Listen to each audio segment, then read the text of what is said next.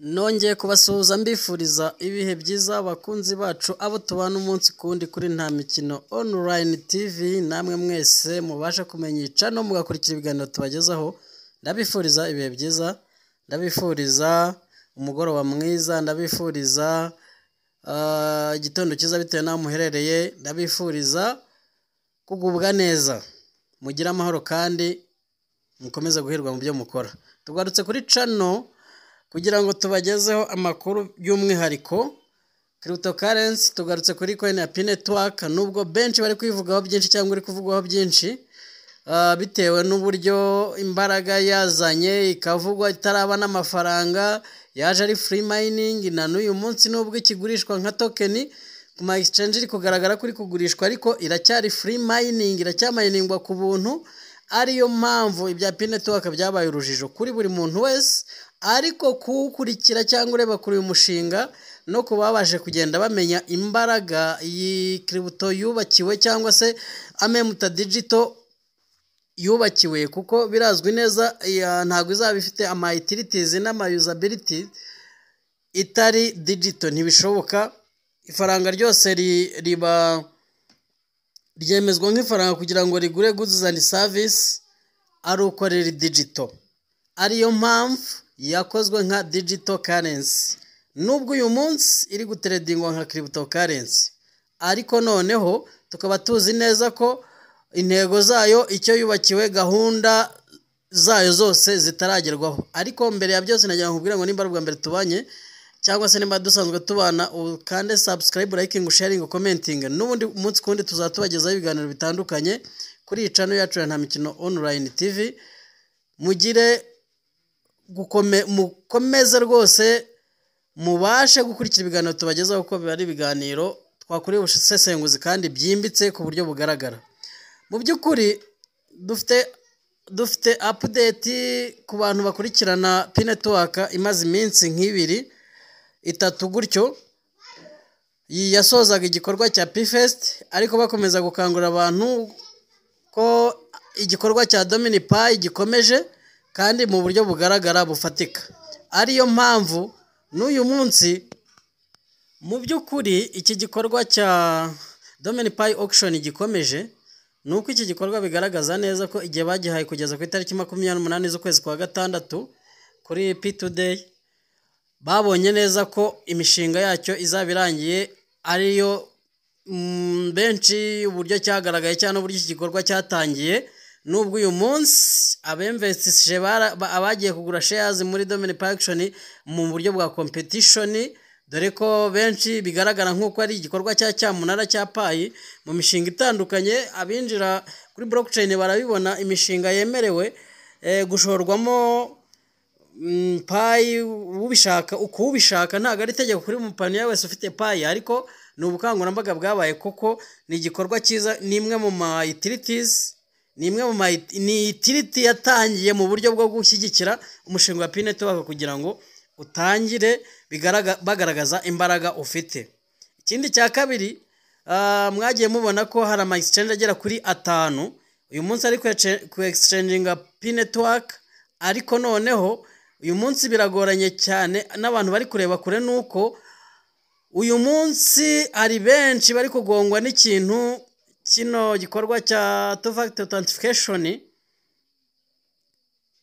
nuko abenshi bari kubasubiza muri tentative. Ikintu cya tentative kiravuza ubuhuha ku muntu wakoreye migration, bari kumuha liveness tayari, abenshi bagahita basubiza muri tentative. Pay wari uzifite kuri available balance zigahita zisubira kuri total balance, zikava muri migration zigahita zisubira kuri transferable balance. Ibi ni ibintu rero bitoroshye mwa bantu mwe, ariyo mpamvu bigaragara ko uyu mushinga ukiri mushya, kuko ba nyirawo baracyawubaka, ntago barawuronshinga nk'umushinga urangiye.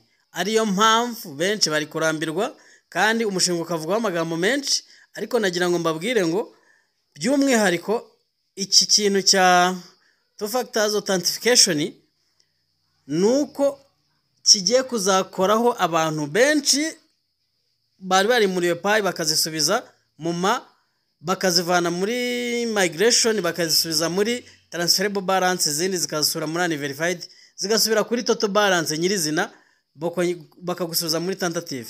Ibi ni ibintu bimaze iminsi bigaragara ku bantu batandukanye, ariyo mpamvu umuntu wese ureba kure abona neza ko uyu mushinga ukiri mubisi.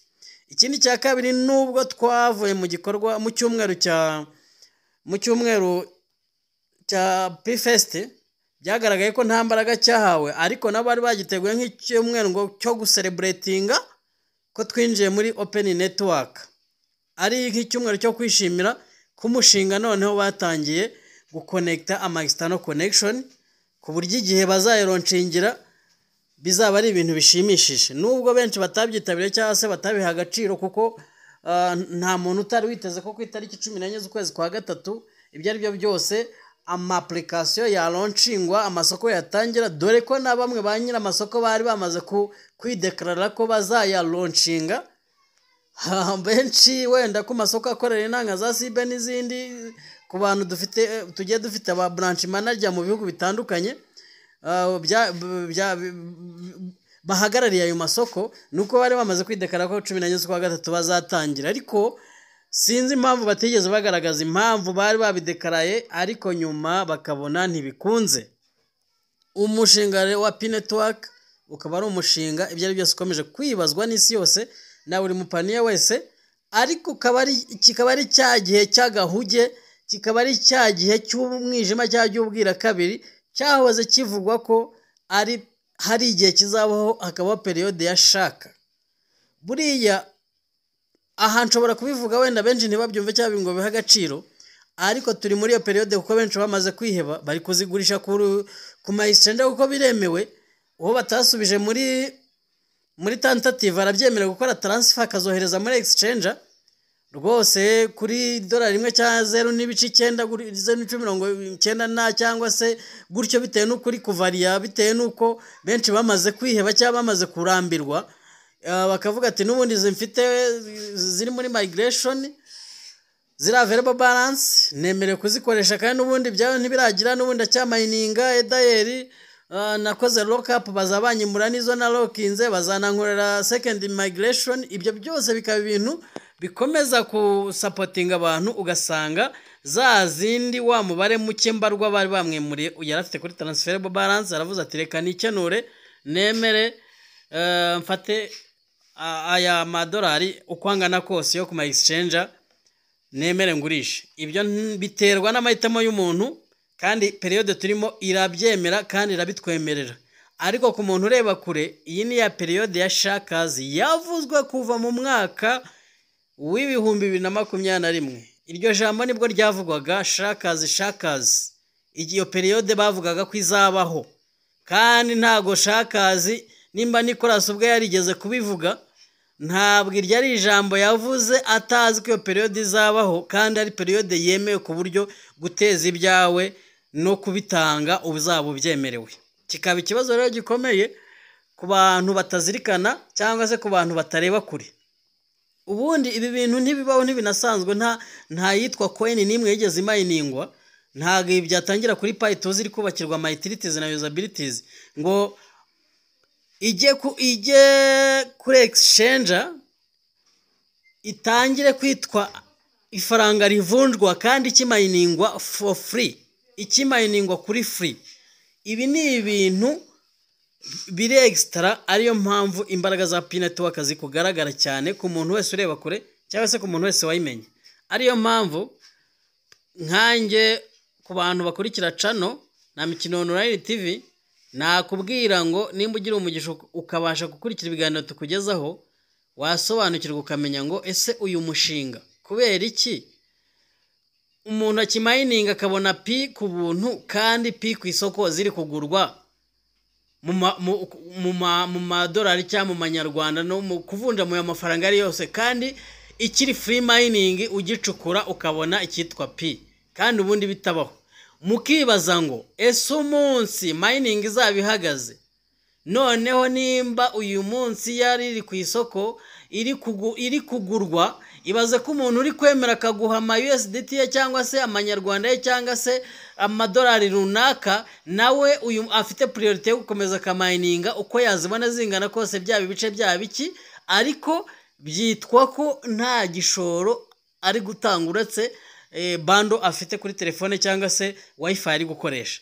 Ukibaza ngo mu gihe noneho mining izaba yarangiye, uwo mushinga uzaba uhagaze ute? Umuntu wari wese akwiye kureba kure, ntiyihebe, ntatekereze ngo ibi bintu ngo bimazemo imyaka myinshi, ngo byaratinze, ngo bahora bavuga, ngo barabimura, ngo ibyo dutegereza ntitubibona. Ndabizi amajwi menshi arenga 95% bamaze kwiyeneriva, ibintu byarakomeye, imishinga bavuze ko tuzagira gute, imyaka ibaye myinshi, ariko se ukibaza nimba ikiri free mining na nyirubwite ubwe ari gukora umushinga akagaragaza neza ko acyubaka system kandi acyubaka imishinga ishamikiye kuri Pi Network itaraba launched.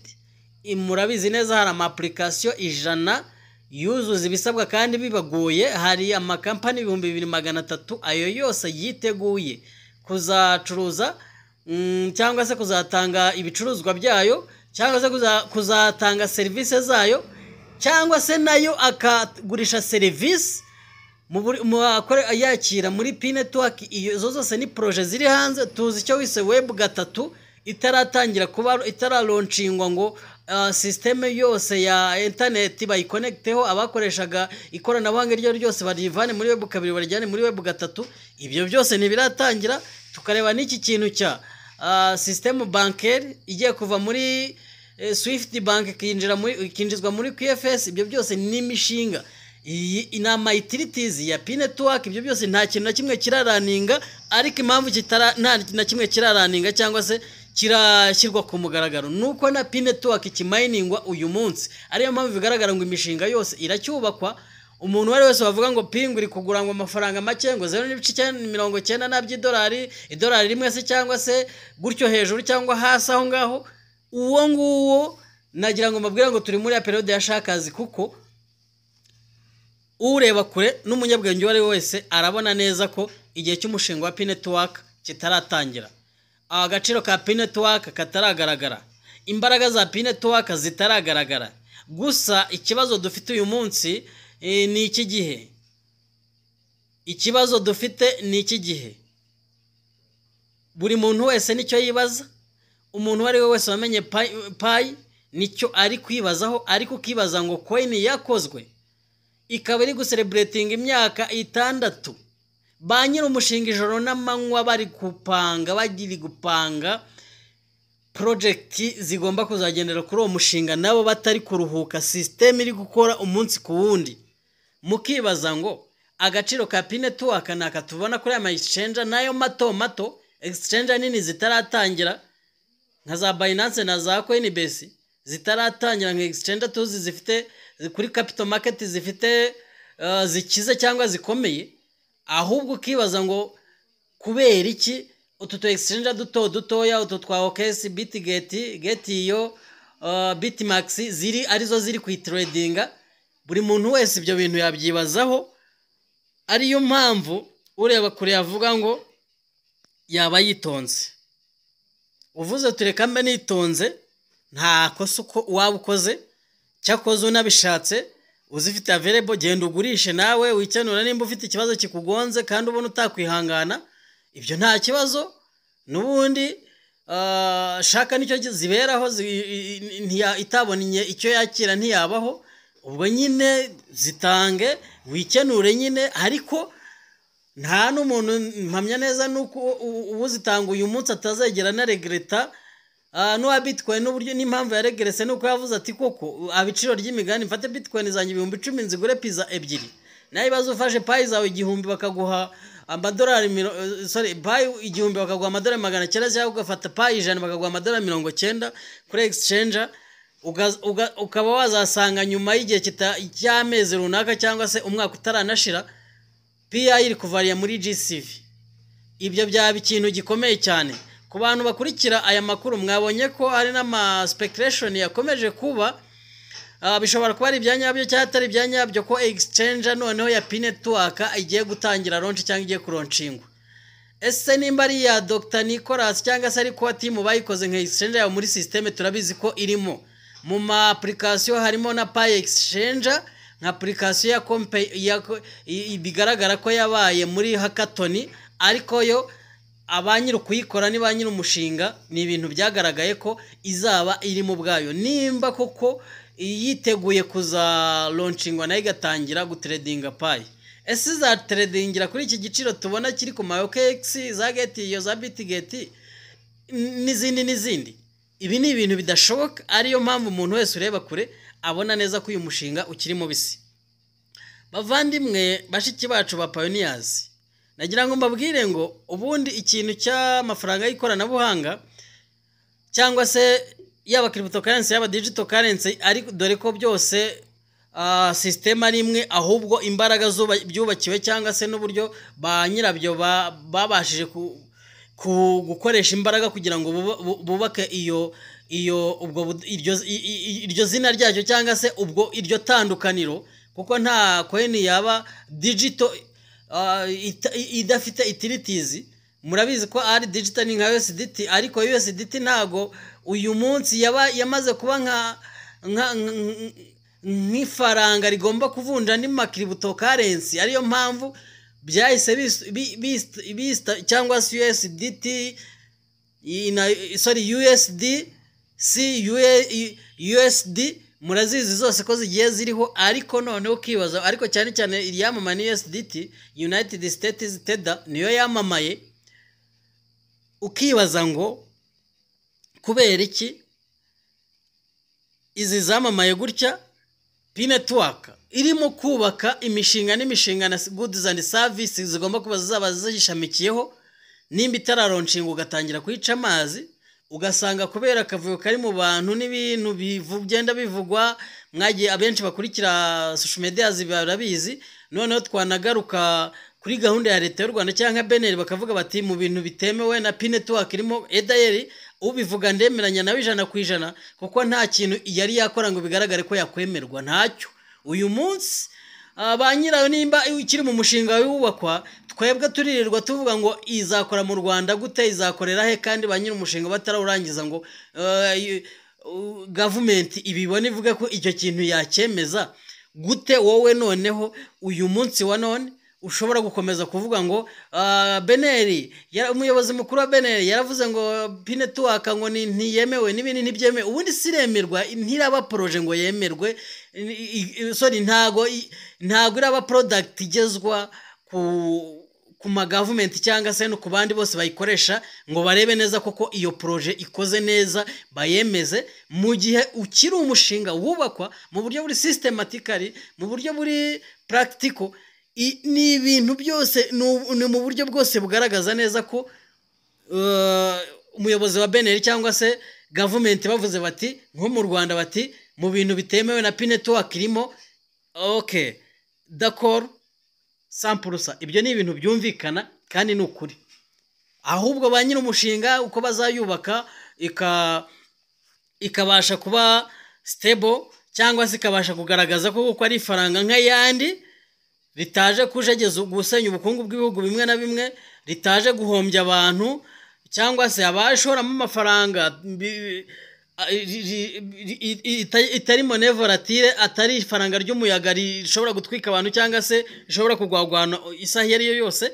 Ibyo none icyo gihe nibwo mpamya neza ntashidikanya ko ama government yose azavuga ati koko iri faranga natwe twaryemera ko abantu barikoresha. Uretse ko ubundi bizwi ko nk'ama cryptocurrency n'ama digital currency system ya blockchain yubatswe itasabwa, ari system yubatswe mu buryo bw'ibanga, ku buryo ari system yubatswe ngo ntizigere controlwa n'ama central bank. Ariko mu gihe P-Network izaba ibaye digital currency ifite goods and services zisabwa kuyihuza n'ama central bank n'ama government, icyo gihe igomba kugira uruhushya cyangwa kwemerwa bitewe nuko iryo faranga riri gukorera aho hantu. Ariyo mpamvu uyu munsi umuyobozi mukuru wa BNL kuvuga ati iri faranga ntiryemewe cyangwa se ikintu cyitwa P-Network kiri mu bintu bitemewe, nuko abantu bari kukivuga ari cyinshi. Nanjye uyu munota ndi kukivuga kandi bakakivuga mu buryo butandukanye ko ari amafaranga, kandi bo babona neza ko icyo kintu kitaraba amafaranga, ari ba nyiri umushinga batarakigaragaza ko ari amafaranga ngo batangira kugikonvenkesha amagavumenti cyangwa se bagirana amakontaragiti ko ari ifaranga ryakora mu bindi bihugu. Ibyo ni ibintu rero bigaragara, ariyo mpamvu umuntu wese ureba kure yatuza akarindira kwa timu cyane na Dr. Nicolas impera z'uyu mushinga n'uburyo ugomba kurangira, cyangwa se n'uburyo abantu bagomba kuwukoresha, kuko n'uyu munsi nubwo ama-exchange amwe n'amwe ari kuziyoragura, reka nkoresha iryo jambo kuko uburyo bazi icyo bari gukora, ntabwo ikintu cyaba kikiri kubonerwa, kikiri free mining ngo nurangiza uwo gishoremo amafaranga. Bishatse kuvuga ngo bafite irindi banga riruta iryo uri kujya kugurisha afite. Ariyo mpamvu uburyo twagiye tubona ubukangurambaga muri iki gihugu bwa P-Network, cyangwa se n'abantu benshi bagiye babijyamo, ugasanga barakora topic y'ibiganiro bya buri saha cyane uburyo bashimangira imbaraga zabyo. Ibyo bintu byakomeje kugaragaza ko ari akavuyo. Kubera iki? Ba nyine umushinga ubwabo ntabwo umushinga barawuronshinga, ariko ugasanga hari abantu bari kuwukora advertisement, kandi uwo mushinga utaragaragara ko ari umushinga koko uzasuccessinga. Uyu munsi tumaze kugira icyizere 70%, ariko ntabwo ibyo babibwira Central Bank cyangwa se amagavumenti. Bo bashaka produit iri fini. Ese koko ibi bintu umushinga uronshinga bugaragaze usability zayo cyangwa utilities zayo, bavuga bati okay nukore. Ariko uyu munsi nemeranya na Benel ivuga iti ibi bintu ntibyemewe 100%, kuko igihe cyo kwemerwa ntiyago kirabasha kugera, ntiharaba n'ababubatse imishinga ngo izaronshinga nabo batangira, ugasanga bibaye ikibazo, ibyangombwa n'ibiki ntago byari bikwiriye. Ni nayo mpamvu ko baravuze bati ibintu ntibyemewe, no kugira ngo abantu bari muri ibyo bintu babanze batuze, babanze bashyira ubwenge ku gihe, babanze bamenye ngo uyu mushinga ba nyirawo nimba batarawuronshinga, natwe tugende gakeya paka igihe uzaronshingerwa. Bakunzi bacu abo tubana umunsi ku wundi kuri Nta Mikino Online TV, nagira ngo mbabwire ngo n'ubundi tuzatubagezaho ibiganiro umunsi ku wundi uko tugiye kuzibagezaho amakuru. Mugire ibihe byiza kandi Imana ibarinde.